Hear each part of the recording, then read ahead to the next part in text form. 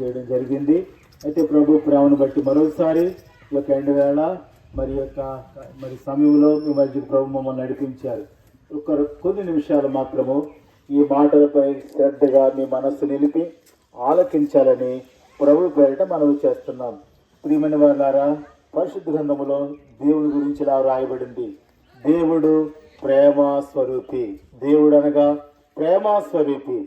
ఆయన ప్రేమ ఎలాగూ వెల్లడిపరిచారంటే ఇలాగూ రాయబడింది. యోహాను సువార్త 3:16 దేవుడు లోకమును ఎంతో ప్రేమించెను కాగా ఆయన తన అద్వితీయ కుమారునిగా పుట్టిన వారి యందు విశ్వాసముంచి ప్రతివాడు కూడా నశింపక నిత్య జీవం పొందినట్లు ఆయన అనుగ్రహించారండి. ఆయన యొక్క అద్వితీయ ఏకైక కుమారునిగా మనకు రక్షకుడుగా ప్రభు అయిన యేసుక్రీస్తు వారు మనకు అనుగ్రహించబడ్డారు. ఆయన జన్మించినప్పుడు ఇలాగున దేవదూతలు వచ్చి చెప్పారు, ఇదిగో సర్వలోకములకు కలుగు మహా సంతోషకరమైన శుభవర్తమానము, రక్షకుడు మన కొరకు దావీదు పట్టణమందు రక్షకుడు మీ కొరకు పుట్టి ఉన్నాడు. ఆయన జన్మలోనే, ఆయన జన్మించక పూర్వమే ప్రవచనాలు ఉన్నాయి. ఆయన జన్మించినప్పుడు కూడా దేవదూతలు వచ్చి ఇలాగూ చెప్పారు, రక్షకుడుగా ఆయన మన కొరకు అనుగ్రహించబడ్డారు. కాబట్టి ఆ రక్షకుడు అనుగ్రహించబడినటువంటి ప్రభువు ఆయన నీవలే నావలే జన్మించలేదు. ఆయన పరిశుద్ధాత్మ చేత కన్యక గర్భమున ధరించి కన్యక గర్భాన్ని ఆయన జన్మించిన వాడుగా ఉన్నారు. ఆయన పుట్టుకలో పాపము లేదు. అంతేకాదు ఆయన 33.5 సంవత్సరములు భూమి మీద జీవించారు. ఆయన ఇలాగని చెప్పారు, నాలో పాపం ఉన్నదని ఎవరు రుజువుపరచగలరు. కాబట్టి ఆయన పాపము లేనివాడుగా జన్మించారు, పాపము లేనివాడుగా జీవించారు. ఆయన పరిశుద్ధుడు, నీతిమంతుడైనటువంటి దేవుడు. అయితే ఆయన ఎందుకు ఇలాగ కలువరి శిలువలో సిలువేశారండి అని మీరు అడగొచ్చు. అయితే ఇలాగ రాయబడింది, దేవుడు మన కొరకై ఆయన అనుగ్రహించబడ్డారని రాయబడింది కదా. కాబట్టి నశించిపోతున్నటువంటి నీ కొరకు నా కొరకు ఆయన వచ్చారు కదా. అందుచేత ఆయన మన యొక్క శిక్ష, మన పాపం వల్ల మనము ప్రియులారా, మన జన్మమే పాపం, మన యొక్క క్రియలన్నీ పాపం, మన తలంపుల పాపం, మన నడక పాపం, మన ఆలోచన పాపం, మన చేతులతో చేసేదంతా పాపానికే పరిగెడతా ఉన్నాడు మానవుడు. చిన్న పిల్లవాడు మొదలుకొని వృద్ధుల వరకు కూడా పాపము చేయడానికే పరిగెడతా ఉన్నాడు. పరిశుద్ధ గ్రంథం సెలవిస్తా ఉంది, నీతిమంతుడు లేడు, ఒక్కడిని కూడా లేడు, అందరినూ త్రోవ తప్పి ఏకముగా పనికి మాలిన వారైన పరిశుద్ధ గ్రంథం సెలవిస్తా ఉంది. వాస్తవమే, మీ గురించి నేను చెప్పట్లేదు.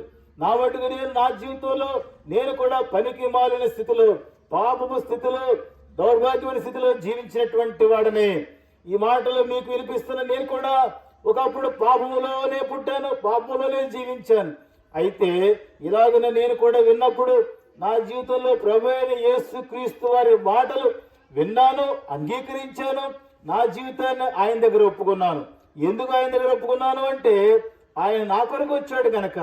దేవుడు లోకమును ప్రేమించెను అనగా లోకములో ఉన్నది మనమే, మానవ జాతి, కుల మత భేదమేమీ లేదు, దేశ భేదము లేదు. ప్రపంచములో ఉన్నటువంటి ప్రతి మానవుడు కూడా ఈ ప్రభు అయిన యేసుక్రీస్తు వారు ఆయన ప్రతి మానవుడిని ప్రేమిస్తూ ఉన్నారు. అందుచేత ఆయన నన్ను ప్రేమించారు. అయితే నేను నా తలంపులతో చేసిన పాపాల కొరకై ఆయన తల మీద మొండ్ల కిరీటం కట్టబడిందండి. నా చేతులతో చేసిన పాపాల కొరకై ఆయన చేతుల్లో శిలలు కట్టబడినాయి. నా కాళ్ళతో చేసిన పాపాల కొరకై ఆయన కాళ్ళ మీద శిలలు కొట్టారు. ప్రక్కన బళ్ళెం పోటు, శరీరం అంతా కూడా కొరడా దెబ్బలు. ఇది కేవలము నేను పాపం బట్టి నేను పొందవలసిన శిక్షను ఆ ప్రభువైన యేసుక్రీస్తు వారు భరించారు, ఆయన పొందారు. కాబట్టి ఆయన పొందిన దెబ్బల చేత నాకు స్వస్థత కలిగింది. ఆయన రక్తము నా కొరకు క్రయముగా చెల్లించడం ద్వారా నాకు విడుదల కలిగింది. ఇప్పుడు నేను పాపము నుండి, పాపపు శిక్ష నుండి, పాప బలము నుండి విడిపించబడ్డాను. కాబట్టి ఇప్పుడు పరిశుద్ధంగా సెలవించినట్లుగా నీతిమంతుడు లేడు, ఒక్కడూ లేడు, వాస్తవమే. అయితే ఎందరైతే ప్రభు అయిన యేసుక్రీస్తు వారి యందు విశ్వాసం ఉంచుతారో వారందరూ కూడా నీతిమంతులుగా తీర్చబడతారని వాక్యం రాయబడింది. అనగా నా నిమిత్తమై నేను పొందవలసిన శిక్షను ఆయన భరించారని విశ్వాసం ఉంచాను. అంతేకాదు ఆయన నా కొరకు మరణించి భూస్థాపన చేయబడ్డారు. భూస్థాపన చేయబడి అలాగే ఉంటే మేము ఈ దినాన్ని ఇలాగ ప్రకటించాం. అయితే ఆయన అందరి చేత శిలువ శిక్ష పొంది మరణించి భూస్థాపన చేయబడిన తర్వాత మూడవ దినమున మృత్యుంజయుడై తిరిగి లేచాడండి. ఇప్పుడు మీరు వినిచినటువంటి, మేము ప్రకటించుతున్నటువంటి ఆ ప్రభు అయిన యేసుక్రీస్తు వారు సజీవుడు అయినటువంటి దేవుడు. ఆయన మరణము ద్వారా మానవ కోటికి జీవం వచ్చింది. పాపం వల్ల వచ్చే జీతం మరణం. అతి మరణాన్ని కొట్టివేసి ఆ ప్రభు అయిన యేసుక్రీస్తు వారు ఆ మరణాన్ని పొంది మనకు నిత్య జీవం ఇచ్చారు. నిత్యము జీవిస్తాడు మానవుడు. చాలా మంది అనుకుంటారు ఈ మానవ జన్మ అయిపోయిన తర్వాత ఎవరు చూడొచ్చారు, చనిపోయిన తర్వాత అనుకుంటున్నారు. చనిపోయిన తర్వాతే నిత్యము జీవించేటువంటి జీవితం ఈ ఆత్మకు ఉంది. ఇది గ్రహించాలి. చనిపోయిన మానవుడు అక్కడితో ఆగిపోవటం లేదు. చాలా గ్రంథాలు కూడా బోధిస్తా ఉన్నాయి. నాకు అంతగా తెలియదు కానీ పరిశుద్ధ గ్రంథం తెలుసు, అది మాత్రం చెప్తున్నాను మీకు. దేవుని వాక్యములో ఈ మానవుడు జన్మించిన తర్వాత ఆడు మరణిస్తాడు. మరణించిన తర్వాత ఆత్మ యుగయుగాలు జీవిస్తుందండి. దేవుడు పెట్టిన ఆత్మ ఉంది. ఈ ప్రాణాన్ని విడిచిపెడతాం. ఈ దేహం మంటిలో మంటి కలిసిపోద్ది. ఆత్మ తాను దయచేసిన దేవుని వద్దకు వెళుతుంది. అక్కడ తీర్పు ఉంది. మనం మాట్లాడిన ప్రతి మాట, మనం చేస్తున్న ప్రతి పనికి, మనం ఆలోచించే ప్రతి దానికి కూడా తీర్పు అనేది ఉంది. ఆ తీర్పుని ఎవ్వరూ తప్పించుకోలేరు. ఆ ప్రభు అయిన యేసుక్రీస్తు వారి సింహాసనాసీనుడై ఉంటాడు. ఆయన తీర్పరిగా ఉంటాడు. ఆయన న్యాయాధిపతిగా ఉంటాడు. ఆయన మంచి న్యాయాధిపతి. మనము ఎవరైతే ఆ ప్రభు అయిన యేసుక్రీస్తు వారి యొద్ద మన పాపములు ఒప్పుకొని ఆ రక్తముతో మనం కడిగి, ఆయన నా నిమిత్తమై మరణించి నా శిక్షని పొంది, నా పాపపు శిక్షని పొంది ఆయన తిరిగి లేచారు.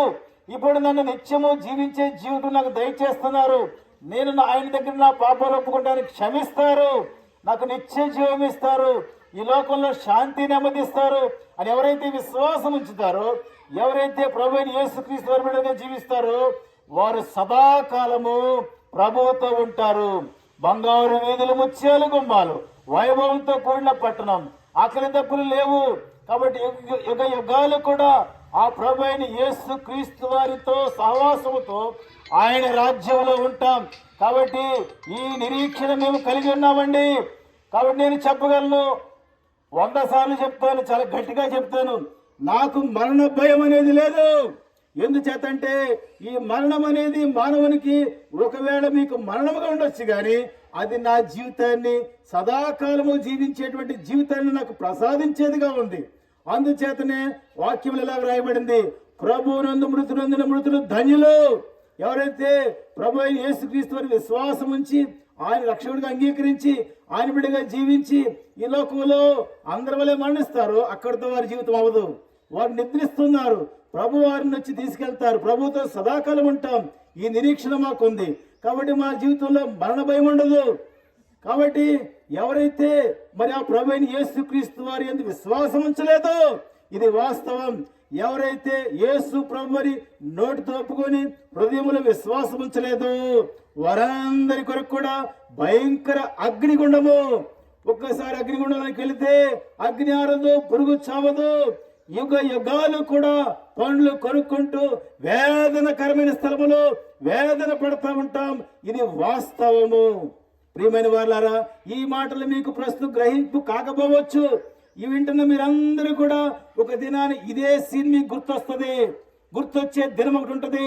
మీరు గనక ఆ ప్రభు అయిన యేసుక్రీస్తుని అంగీకరించకపోతే వింటున్న చూస్తున్న మీ అందరూ కూడా ఇలాగున నేను చెప్పిన మాటలు గుర్తు చేస్తారు. అక్కడ దేవుడు, మీరు విన్నారు కానీ మీరు విశ్వాసం ఉంచలేదు. మీరు విన్నారు, నమ్మలేదు. మీరు విన్నారు, నా దగ్గర మీరు పాపాలు ఒప్పుకోలేదు. మీరు విన్నారు, రక్తముతో మీ పాపాలు కడుక్కోలేదు. ఇవన్నీ మీకు అక్కడ గుర్తుపడతాయి. ఇంకా అక్కడ పశ్చాత్తాపడిన ఇంకా సమయం లేదు. ఈ లోకంలో మానవుడు జీవించి ఉండగానే 2 మార్గాలు మీ ముందు ఉంచాడు దేవుడు. నా ముందు కూడా 2 వచ్చినాయి. అయితే నేను జీవ మార్గం ఎంచుకున్నాను, పరలోక మార్గం ఎంచుకున్నాను, శాంతి మార్గం ఎంచుకున్నాను. ప్రభు అయిన యేసుక్రీస్తు వారు ఇలా సెలవిచ్చారు, నేనే మార్గమును, నేనే సత్యమును, నేనే జీవనై ఉన్నాను. నా ద్వారా తప్ప ఎవరునో పరలోక రాజ్యము చేరలేరని స్పష్టముగా చెప్పారు. అది నేను విశ్వాసం ఉంచాను. నీవు కూడా విశ్వాసం ఉంచితే నీవు కూడా నావలే ధైర్యంగా ఉంటావు. ఆ నిత్య రాజ్యంలో ఉంటావు, పరలోక రాజ్యంలో ఉంటావు, సదాకాలం సంతోషంతో ఉంటావు. ఏది కావాలో కోరుకో, పరలోక రాజ్యంలో శాంతి ఆనందాలతో సంతోషంగా ఉంటావా? నరకము, అగ్నిగుండము, వేదనకరమైన స్థలము, భయంకరమైన స్థలము, ఒక్కసారి వెళ్తే తప్పించుకునే మార్గమే లేనటువంటి స్థలం అది. అగ్ని ఆరదు, పురుగు చాలినటువంటి స్థలం అది. ఆ స్థలములో వేదన పడుచు, పండ్లు కొరుక్కొంచు యుగయుగాలు బాధపడతా ఉంటావా? మీ ముందే ఉంచబడింది. ఏ మార్గం కావాలో మీరే కోరుకోండి. మా యొక్క ప్రియులు మీకు పత్రికలు అందిస్తున్నారు. మీకు సమీపంలో పశువుల హాస్పిటల్ ఎదురుగా చర్చ్ ఉంది, రెహబోతు ప్రార్థన మందిరం. మీరు రండి. ప్రతి ఆదివారం 9:30 గంటలకు అక్కడ ఆరాధన జరుగుతుంది. మీరు రండి. అక్కడ మీకు ఫోన్ నెంబర్ ఇవ్వబడింది. మీకు ఇంకా అధికంగా తెలియబడుద్ది. కాబట్టి ఈ 2 మార్గాలు ఏది ఎంచుకుంటావు? పరలోకం కావాలా, నరకం కావాలా? ఇప్పుడే తీర్మానం చేసుకో. మానవుడు ఎప్పుడు ముగిస్తాడో మరణం తెలియదు. చూడండి, దేవుని వాక్యంలో పరిశుద్ధ గ్రంథంలో చెప్పిన అన్ని కూడా నెరవేర్చబడతా ఉన్నాయి. ఆయన త్వరగా రానయ్యన్నాడు. భూలోకం త్వరగా మరి ప్రభు రాకడ కొరకు ఎదురు చూస్తుంది. అక్కడితో అయిపోదండి. యేసు ప్రభు రాజుల రాజుగా, ప్రభుల ప్రభుగా భూమి మీద 1000 ఏండ్లు పరిపాలిస్తాడు ఒక దినాన. ఆ 1000 ఏండ్ల పాలనలో మేము కూడా ఉంటాం. నీవు కూడా ఉండాలంటే ఆ సంతోషంలో ఇప్పుడే, నేడే అనుకూల సమయం. ఇదే మిక్కిలి అనుకూల సమయం. రక్షణ దినం ఇదే. ఆ ప్రభువుని నీ హృదయంలో తలంచుకో. ఎవరైతే మీ హృదయంలో ఈ పరలోక రాజ్యం కావాలని కోరుకుంటున్నారో మీ కొరకు మేము ప్రార్థన చేస్తాం. అంతేకాదు, ఆ ప్రభు స్వస్థపరిచే దేవుడు. మనకు నెమ్మది లేదా, శాంతి లేదా, ఇరుకుల ఇబ్బందుల్లో ఉన్నారా? ఆ ప్రభు దగ్గర సమాధానం ఉంది. ఆయన శ్రీమంతుడు, అద్వితీయ సత్యదేవుడు. ఆయన శాంతిదాత, ముక్తిదాత. మీ కొరకు ప్రార్థించి ముందుకు వెళ్తాం. మీ హృదయాల్లో ప్రార్థనలు ఏకీపించి ఆఖరిన ఆమెను చెప్పండి చాలు. ప్రార్థిస్తాం. ప్రేమగల తండ్రి, కృపగల నాయన, మీ ఘనమైన నామమునకు వందనాలు, స్తోత్రాలు.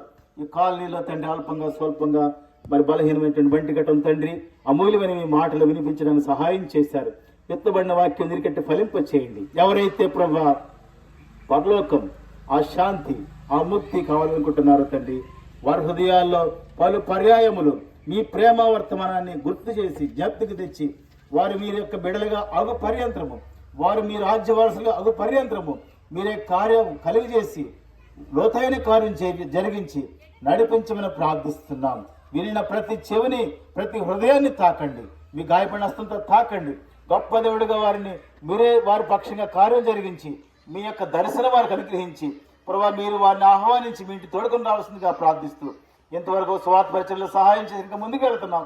సహాయం చేయమని ఈ కాలనీలో ఎవరైతే బలహీనంగా ఉన్నారో, వృద్ధాప్యులు ఉన్నారో, మరి నెమ్మది లేకుండా ఉన్నారో, మీరు గొప్ప దేవుడు ఎరిగినట్లుగా వారి హృదయాల్లో, కుటుంబంలో గొప్ప కార్యాలు జరిగించి నిజమైన దేవుడు మీరే ఎరిగినట్లుగా గొప్ప కార్యం జరిగించి మీ యొక్క బిడలుగా చేసుకోమని, ముందుకెళ్ళుగా సహాయం చేయమని యేసు నామమును స్తుతించి ప్రార్థించి వేడుకొనిచున్నాను మా తండ్రి. ఆమేన్.